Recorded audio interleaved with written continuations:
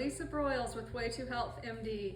Welcome to my kitchen at Christmas time. So our family has a tradition, I'm sure like yours, where we enjoy baking Christmas cookies. So I am going to tell you my secret recipe for Doc B's healthy chocolate fix. I have been making these cookies for over 10 years. I've taken them to work. Everybody loves them. My kids love them. I love them. And I hope you will too. So basically, I have done a lot of healthy sugar substitutes and flour substitutes that I just want to talk to you about in case these will fit your needs. First of all, you can do a 1-to-1 ratio for different types of flour. I don't use white all-purpose flour. I use spelt flour. Spelt is a form of wheat. Of course, if you have gluten intolerance, you can't use spelt, but you could use something like coconut flour, or I have almond flour. Oh yes, thank you, Ethne. I have almond flour, so either one of these could be a substitute for gluten. I recommend, if you are going to use these flours, that you perchance blend them together because they tend to be a little bit more crumbly on their own. So in this recipe, I am using the spelt flour. So what I've done is combine spelt flour with organic cacao powder, okay? So cacao is rich in magnesium and iron. You've got lots of good vitamins, a little bit of calcium and potassium and magnesium.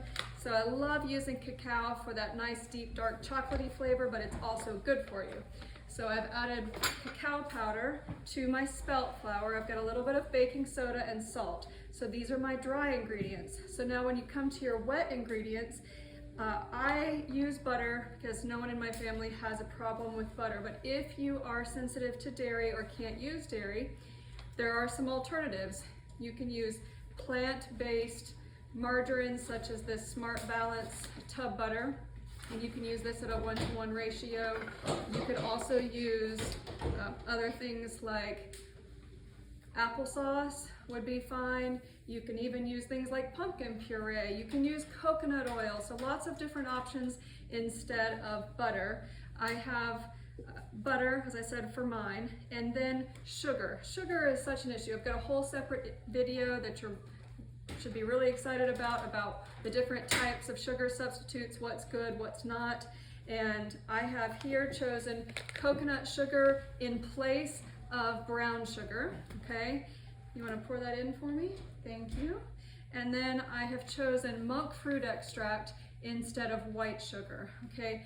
Monk fruit comes from, I believe, Asia, of course, but I believe it comes from Nepal. So monk fruit extract has a much lower glycemic index. This has been used for hundreds of years in Asia to actually improve energy and qi. It's actually good for you, believe it or not. Tastes just like sugar. Hard to find as it's just now hitting the US market, but I do like monk fruit. There are some other options besides monk fruit. We have them here to show you. You've got the alcohol-based sugar substitutes like erythritol. Erythritol is a really good option because it doesn't raise blood sugar as well. Tastes just like sugar, so it's great for baking. I do avoid this in people that tend to clot easy, have a clotting disorder, as there is a small study that links it to possibly increasing the platelet counts and the meshing of clot. So the other forms of sugar you can use, I've got some allulose here. Of course, you can use dark brown sugar, which has more molasses in it than white sugar. But for this recipe, we're using the monk fruit and the coconut sugar. So you want to go ahead and pour the coconut in there, or the monk fruit extract.